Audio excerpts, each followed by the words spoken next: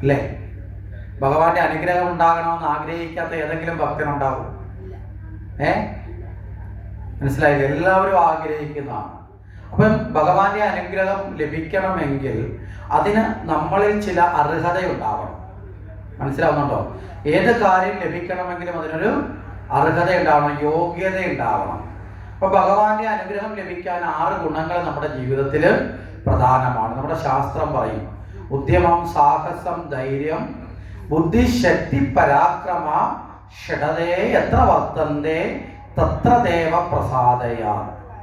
എവിടെയാണ് ദേവന്മാര് പോലും പ്രസാദിക്കുന്നത്, അനുഗ്രഹിക്കുന്നത് ചോദിച്ചാൽ 6 ഘടകങ്ങൾ ഒത്തുചേരുന്ന വ്യക്തിയിലാണ് അല്ലെങ്കിൽ കാര്യങ്ങളിലാണ്. ഉദ്യമം, സാഹസം, ധൈര്യം, ബുദ്ധി, ശക്തി, പരാക്രമം. ഇത് നമ്മൾ സ്വയം ആർജിച്ചെടുക്കേണ്ടതാണ്. ഇത് ഈശ്വരൻ തരേണ്ടതല്ല. മനസ്സിലായില്ലേ? ഉദ്യമം എന്ന് പറഞ്ഞാൽ എന്താ? ഏതൊരു കാര്യവും ചെയ്യാനായി മുന്നിട്ട് ഇറങ്ങുക. നമ്മൾ എവിടെങ്കിലും ഇരുന്ന് ആലോചിച്ചുകൊണ്ടിരുന്നാൽ ആ കാര്യം ആലോചന കൊണ്ട് മാത്രം നടക്കുമോ? അപ്പം വിശക്കുന്ന സിംഹം പോലും ഗുഹയ്ക്കുള്ളിൽ ഇരുന്നു കൊണ്ട് വിശക്കുന്നു എന്ന് പറഞ്ഞാൽ ഭക്ഷണം കിട്ടുമോ? അതിന് ഭക്ഷണം കിട്ടണമെങ്കിൽ എന്ത് ചെയ്യണം? അതിറങ്ങി ഓട്ടിച്ചിട്ട് പിടിച്ച്, അല്ലേ? മാനയായാലും മുയലിനെ ആയാലും എന്തിനായാലും ഓട്ടിച്ചിട്ട് പ്രയത്നിച്ച് നേടണം, അല്ലേ? അപ്പൊ ജീവിതത്തിന്റെ വിജയത്തിന് പ്രയത്നം ആവശ്യമല്ലേ? അപ്പൊ ആ ഉദ്യമം ഉണ്ടാവണം. ഏത് കാര്യത്തിനും. ഇപ്പൊ പരീക്ഷയ്ക്ക് നല്ല മാർക്ക് വാങ്ങണം. നമ്മളെ കുട്ടികളെ സംബന്ധിച്ച് ചിന്തിക്കുമ്പോൾ അപ്പൊ അവരതിനു വേണ്ടി എന്ത് ചെയ്യണം? പഠിക്കാൻ തയ്യാറാവണം. അതാണ് ഉദ്യമം. മനസ്സിലായില്ലേ? ഇതൊരു നല്ല ജോലി ചെയ്ത് നമുക്ക് വിജയിക്കണം, നമ്മൾ അതിലേക്ക് ഇറങ്ങിത്തിരിക്കണം. അപ്പൊ ഉദ്യമം എന്നത് ജീവിതത്തിനൊരു പ്രധാന ഗുണമാണ്. അപ്പൊ ഉദ്യമം, സാഹസം, ധൈര്യം. സാഹസം എന്ന് പറഞ്ഞാൽ എന്താ? സാഹസം, ധൈര്യമുള്ളവന്, മടിയില്ലാത്തവനാണ്. എന്ത് വരുന്നെങ്കിലും വരട്ടെ, പരാജയം വരുന്നെങ്കിലും വിജയം വരുന്നെങ്കിലും അത് പിന്നത്തെ കാര്യമാണ്. വെറുതെ ഇരുന്ന് സ്വപ്നരാജ്യം കാണുന്നവരൊന്നും ജീവിതത്തിൽ ഇന്ന് വരെ മുന്നോട്ട് പോയിട്ടില്ല. അപ്പം വരുന്നത് പരാജയമാവാം, വിജയമായിരിക്കും. എന്ത് തന്നെ വന്നാലും അതിലേക്ക് ഇറങ്ങിത്തിരിക്കാനുള്ള തൻ്റെ ഇടം, അതിനെയാണ് സാഹസം. പിന്നെ ധൈര്യം എന്ന് പറഞ്ഞാൽ ആത്മബലം ഉണ്ടാവണം. പിന്നെ ബുദ്ധി ഉണ്ടാവണം. നമ്മൾ ഏർപ്പെടുന്ന പ്രവർത്തനത്തിന് ആവശ്യമായ ബുദ്ധി ആർജിച്ചെടുക്കണം. ശക്തി ഉണ്ടാവണം, ശരീരത്തിൻ്റെയും മനസ്സിൻ്റെയും ശക്തി ഉണ്ടാവണം. പിന്നെ പരാക്രമം. എത്ര പുറകോട്ട് നമ്മളെ തെള്ളുന്നുവോ അതനുസരിച്ച് നമ്മൾ മുന്നോട്ട് പോകണം. മനസ്സിലാവുന്നുണ്ടോ?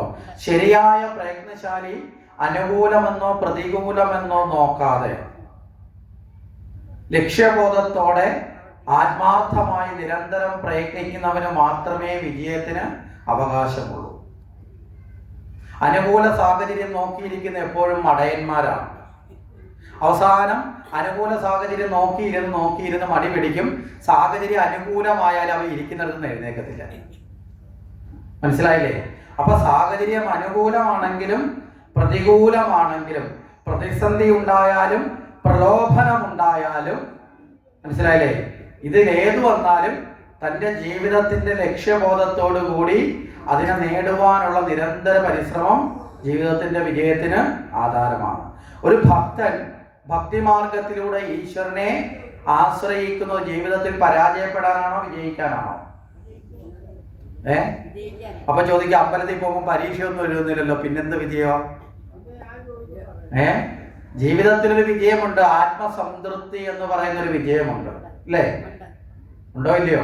നമ്മുടെയൊക്കെ ജീവിതം സഫലീകരിക്കപ്പെടുന്ന ഒരു ആത്മസംതൃപ്തി എന്നൊരു വിജയം ഉണ്ട്. അപ്പൊ ഭക്തൻ ഭഗവാനെ ആശ്രയിക്കുന്നത് ദുർബലനാവാനല്ല, നേരെ ബലവാനാവാനാണ്. മനസ്സിലായില്ലേ? എല്ലാം ഭഗവാൻ നോക്കിക്കോളും, ക്ഷേത്രത്തിൽ പോയി കാണിക്ക ഇട്ടാൽ മതി, വഴിപാട് നടത്തിയാൽ മതി എന്ന് നമ്മൾ ചിന്തിച്ചു തുടങ്ങിയോ അന്ന് മുതൽ നമ്മുടെ അധപ്പതനം തുടങ്ങി.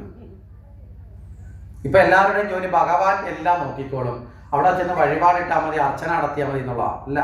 അർച്ചനയും വഴിപാടും നടത്തുന്നത് ഭഗവാനെ, ഞാൻ ഈ കർമ്മം ചെയ്യാൻ തയ്യാറാവുകയാണ്, ആ കർമ്മത്തിന് ബലമായി നീ ഉണ്ടാവണം. മനസ്സിലായില്ലേ? ആ കർമ്മത്തിൽ നീ എനിക്ക് വഴികാട്ടിയായി ഉണ്ടാവണം. അപ്പൊ നമ്മൾ സ്വയം കർമ്മം ചെയ്യാനാണ് തയ്യാറാവേണ്ടത്. മനസ്സിലാവുന്നുണ്ടോ? ജീവിതത്തിൽ കർത്തവ്യത്തിൽ നിന്ന് ഒളിച്ചോടുന്നവന് ഭക്തി എന്ന് പറയുന്നത് കപടതയാണ്. ജീവിതത്തിൽ ഒളിച്ചോടാനല്ല ഭക്തി, ജീവിതത്തിനോട് മല്ലടിച്ച് പോരാടി ജയിക്കാനാണ് ഭക്തി. കരുത്തന്മാർ മാത്രമേ ശരിയായ ഭക്തിയിലേക്ക് എത്തത്തുള്ളൂ. ബാക്കിയുള്ള ദുർബലന്മാർ മുഴുവൻ ഈ ഭഗവാനെ വിളിച്ച് കരഞ്ഞുകൊണ്ട് നടക്കും, ജീവിതകാലം മുഴുവൻ കരഞ്ഞുകൊണ്ട് നടക്കും. ചില കണ്ടില്ല, എല്ലാ അമ്പലത്തിൽ പോയാലും കരച്ചിലാണ്. ദൈവം തന്നെ അവസാനം നമ്മളെ വടിയെടുത്ത് അടിക്കും പറ്റിയാൽ. കാരണം എന്താ? നിനക്ക് കൈ തന്നില്ലേടാ, കാല് തന്നില്ലേടാ, കണ്ണ് തന്നില്ലേടാ, മൂക്ക് തന്നില്ലേടാ, ബുദ്ധി തന്നില്ലേടാ, ഇതെല്ലാം നിനക്ക് തന്നിട്ടും ഇതൊക്കെ ഉപയോഗിച്ച് ജീവിക്കാതെ, മനസ്സിലായില്ലേ? നമുക്കിതൊക്കെ ഈശ്വരൻ തന്നത് എന്തിനാ? നമ്മളൊന്ന് ആലോചിച്ച് നോക്കെ. നമുക്ക് തന്നിട്ടുള്ള പല അവയവങ്ങളും ഇല്ലാത്ത എത്രയോ പേര് ജീവിതത്തിൽ വിജയിക്കുന്നുണ്ട്, ഇല്ലേ? കൈയില്ലാത്തവര്, കാലില്ലാത്തവര്, സംസാരിക്കാൻ ശേഷിയില്ലാത്തവര്, അല്ലേ? അവര് പോലും വിജയിക്കുന്നിടത്താണ് എല്ലാം ഉള്ള നമ്മൾ കിടന്ന് കരയുന്നത്. അപ്പൊ കുറവ് ഈശ്വരൻ്റെതാണോ നമ്മുടേതാണോ? നമ്മുടേതാണ്. അത് പരിഹരിക്കാനാണ് ഭക്തി, അതിനാണ് ജ്ഞാനം. നമ്മുടെ ആത്മബോധത്തെ അറിഞ്ഞ് നമുക്കിത് സാധിക്കുമെന്ന് ചിന്തിക്കണം.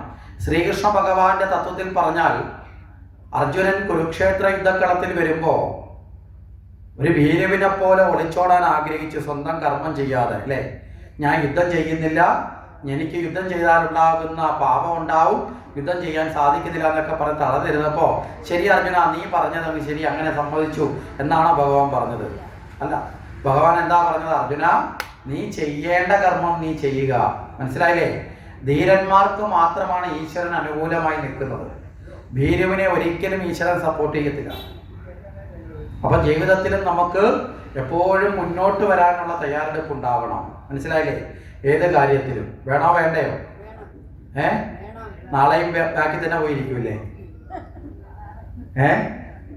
ഇതിനെയാണ് വടി കൊടുത്ത് അടി മേടിക്കുക എന്ന് പറയുന്നത്.